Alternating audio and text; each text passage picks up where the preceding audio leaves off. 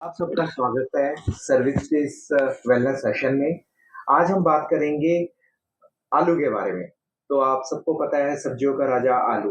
तो आलू की पैदावार सबसे अच्छी कैसे की जाए ऑर्गेनिक तरीके से, तो आज हम जानेंगे डॉक्टर पांडे जी से।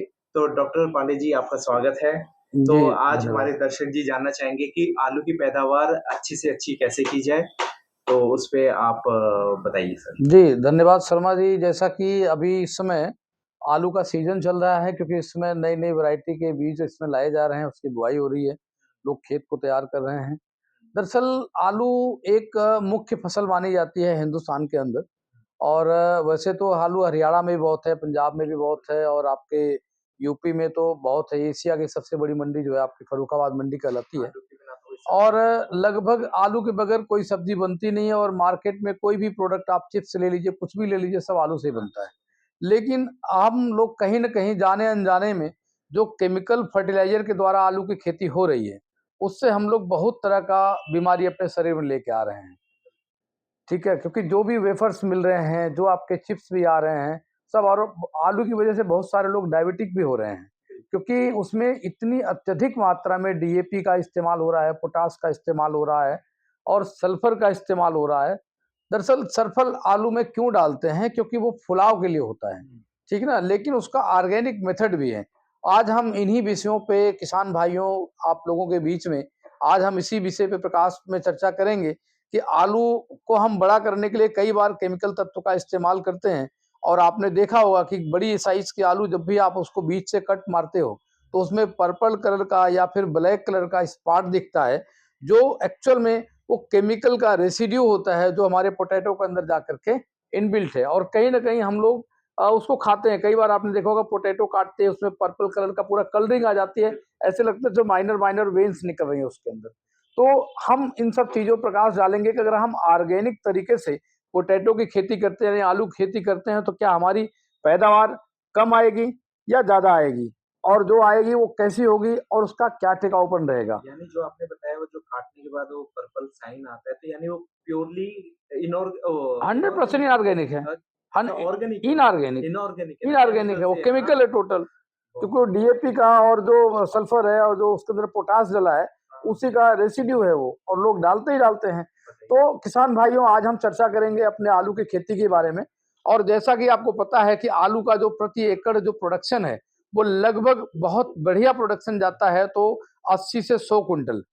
ठीक है? यानी कि अलग-अलग एरिया में 1 एकड़ का जो परिभाषा तो सबका सेम है, लेकिन उसको बीघे में अगर कन्वर्ट करेंगे तो कहीं पे 5 बीघे का, कहीं 1.5 बीघे का है, तो कहीं 4 बीघे का है, इस तरीके से होता है। लेकिन एकड़ की जो परिभाषा है, मैं आपको दावे के साथ कहता हूँ कि अगर आप सर्विस वेलनेस का अगर एग्री प्रोडक्ट आप इस्तेमाल कर रहे हैं और गारंटीड के साथ चलते हैं, तो मैं आलू के लिए, चूँकि आलू क्या है, रूट की फसल है, और रूट की फसल में क्या होता है, जितना ज़्यादा आप न्यूट्रिएंट वगैरह ऐड ऑन करेंगे, वो बेहतर रहता है आलू के लिए। तो हम पहले बात करेंगे कि जब आपने आलू के लिए खेत तैयार किया, तो खेत तैयार करते वक़्त ही आपको ये अ, सर्वहित सॉइल एक्टिवेटर को 1 केजी पर एकड़ आपको डालना है। क्योंकि हम आपको गारंटीड प्रोडक्शन यानी यील्ड की बात कर रहे हैं कि आपको 80 क्विंटल से ऊपर, यानी 100 या 115 या 125 क्विंटल तक आपको पैदावार बढ़ा के देने वाला हूँ मैं। तो उस कंडीशन में आप इसको 1 किलो सॉइल एक्टिवेटर पर एकड़ के हिसाब से आप डालिए। मैं आपके साथ खड़ा हूँ, आपके प्रोडक्शन में अगर ज़रा-सा भी कमी आती है, तो मैं आपके साथ खड़ा हूँ। तो आपको ये डालना है पलेवा तैयार करते वक़्त। इसके बाद जब आपने पलेवा तैयार कर लिया, क्योंकि ये दरअसल प्रोडक्ट जो है, ये काम कैसे करता है, ये मिट्टी के अंदर विद्यमान पोषक तत्व, जो आपने पहले से यूरिया, डीएपी, पोटाश, सल्फर और जो भी आपने केमिकल फर्टिलाइज़र यूटिलाइज़ किया था, उसकी जो लेयर है ना, उसकी कोटिंग को ये डिस्ट्रॉय करता है।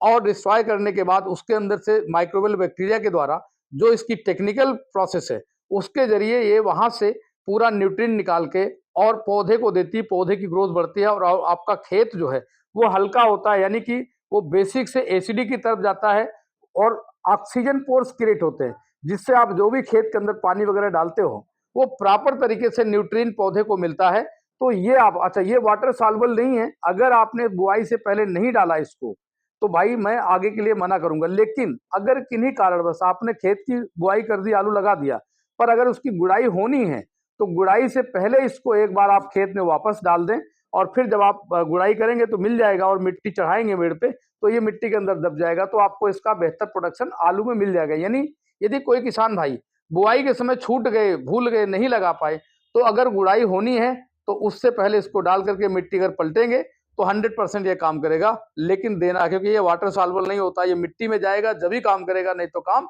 नहीं करेगा। अब इसके बाद आता है कि आपने गुड़ाई करने के बाद जब आप पहला पानी लगाते हो तो आपको लगाना है सॉइल भूमि अमृत। सॉइल एक्टिवेटर के बाद आपको जो लगाना है वो सर्वित भूमि अमृत लगाना है। भूमि अमृत का काम क्या है, आपके अंदर जो आलू के अंदर जो रूट डेवलप हो रहा है उस रूट की डेवलपमेंट में ज्यादा हेल्प करता है। यानी व्हाइट रूट का डेवलपमेंट ज्यादा होगा, उसपे जो नट सेल्स यानी जो गांठें बन रही हैं उन गांठों पे ट्यूमर बनेंगे। उस ट्यूमर को बढ़ाने के लिए, और ट्यूमर ज्यादा से ज्यादा उसके अंदर बने, ट्यूमर मतलब पोटैटो आलू, ठीक है, तो वो ज्यादा से ज्यादा बने, उसमें ये आपका भूमि अमृत हेल्प करता है। और ये भी आपको, अगर गारंटी आपने किसी भी किसान के लिए है, तो 1 केजी आपको ये भी डलवाना है पहले पानी पे। उसके बाद दूसरे पानी पे डलवाने की आवश्यकता नहीं है, पहले पानी पे ही डलवाना है इसको। 1 किलो ये भी आपको पर एकड़ के हिसाब से, यदि आपको 100 कुंटल या इससे ज्यादा की पैदावार पर एकड़ में चाहिए तो, ठीक है। इसके बाद आपका आता है तीसरा प्रोडक्ट जो कि कृषि वीटा है। ये जैसे वो आपका भूमि अमृत ने जमीन के अंदर जाके रूट पे काम करने वाला है, वैसे ही ये आपके प्लांट के ऊपर काम करेगा। प्लांट के अंदर क्लोरोफिल की मात्रा बढ़ाएगा, ब्रांचेज निकलेंगी, गवा जो इसका यानी पौध जो होगा वो मजबूत होगा, वो गिरेगा नहीं। तो आपके और जितना अच्छा पौधा रहेगा रूट उतना नीचे, क्योंकि ये कहावत भी है कि जितना पौधा ऊपर होता है उतने ही जड़ें उसकी नीचे मानी जाती हैं। तो आलू में जड़ें नीचे नहीं जाती है पर भी फैलती हैं वो मिट्टी के अंदर, इसलिए उसको जगह दिया जाता है जिससे उसके अंदर ट्यूमर की संख्या ज्यादा बढ़ सके। तो ये आपका काम करेगा। आलू में सुंडी जैसी कोई समस्या नहीं आती है, लेकिन अगर कोई कटी आलू बो रहा है तो कटी आलू अगर कोई बो रहा है तो उसको मेटागोल्ड प्लस जमीन में डालना चाहिए, क्योंकि मिट्टी के अंदर फंगस होता है। वैसे फंगस तो कंट्रोल कर देता है हमारा ये भूमि अमृत भी, लेकिन इन केस यदि फिर भी कोई समस्या आ रही है तो मेटागोल्ड प्लस का इस्तेमाल कर सकते हैं, क्योंकि ये आपका छोटे मोटे जो डिजीज वगैरह आने वाले हैं आलू के अंदर वो नहीं आने देगा। और यदि आपका ठंड का टाइम बढ़ गया है तो उसका जो सॉइल का टेम्परेचर है, पौधे का जो टेम्परेचर है उसको मेंटेन करना है, तो आप इसका इस्तेमाल कर सकते हैं मेटागोल्ड प्लस का। अब बात रही कि आलू लगभग 2 से 3 महीना हो गया है, अब आलू में फुलाव के बाद अब खुदाई का नंबर आने वाला है, तो उससे पहले आपको क्या करना है, आलू में जितना ज्यादा फुलाव होगा वो आपकी प्रोडक्शन कहलाएगी। आपने सब कुछ दे दिया लेकिन लास्ट में अगर आपने ये फ्रूट बूस्टर नहीं दिया तो आप सबसे बड़ी गलती कर रहे हैं, क्योंकि आपकी प्रोडक्शन यानी आलू तो बन गया, उसकी फुलाव जो करना है, अब ये आप सोचोगे कि यार इसको स्प्रे करना है, कैसे काम करेगा। एक्चुअल में आपको स्प्रे करना है, लेकिन खेत में जब नमी रहेगी तो उस नमी के माध्यम से जो पोर्स क्रिएट हुए थे उस पोर के माध्यम से इसके जो जो एक्सट्रैक्ट है वो सॉइल के अंदर जाएगा और आलू को फुलाव दे देगा। तो आप इन 5 प्रोडक्ट के जरिए आलू इतना बेहतर प्रोडक्शन ले सकते हैं कि आपके जो भी ये जानने वाले हैं, हो सकता है कि शुरुआत में उनको ऐसा लगे, लेकिन मैं गारंटी के साथ कहता हूं कि डे 1 से आपको इतनी बढ़िया प्रोडक्टिविटी मिलने वाली इसके ऊपर कि आप दोबारा से, और प्योर ऑर्गेनिक जितने भी आलू आपके यहाँ पैदा हो रही है, किसी भी आलू पे आप बीच से काट दीजिए, अगर कहीं पे भी आपको ब्लैक स्पॉट या पर्पल स्पॉट मिल जाए तो आप मेरे को बताइए। दूसरा, इसमें आपका जो डायबिटिक कल्चर क्रिएट होता है केमिकल के जरिए, वो इसमें नहीं होता है। आप इसको घर में खाइए, भून के खाइए, जैसे मर्जी इसको यूज कीजिए, आपको इस प्रोडक्ट के खाने से आपको डायबिटीज की समस्या नहीं आने वाली, क्योंकि ये नेचुरल तथ्यों के आधार पे ये प्रोडक्ट जो है आपके तैयार किए गए हैं। और ये आलू के लिए रामबाण है, आप इसको इस्तेमाल कीजिए और अपना फीडबैक दीजिए। और यदि किसी भाई का कोई व्यक्तिगत क्वेश्चन आता है तो वो हमारे कमेंट सेक्शन में जाकर के अपना कमेंट में बॉक्स लिख के नंबर अपना छोड़े, हम उसको कॉल करके उसको पूरी जानकारी दी जाएगी। ठीक है, जय हिंद, जय किसान भाइयों। बहुत बढ़िया सर। तो देखा भाइयों, हम सर्विक्स वेलनेस के प्रोडक्ट से हम अपनी पैदावार को कैसे बढ़िया बना सकते हैं। तो बहुत बहुत धन्यवाद सर। जी जी, धन्यवाद शर्मा जी।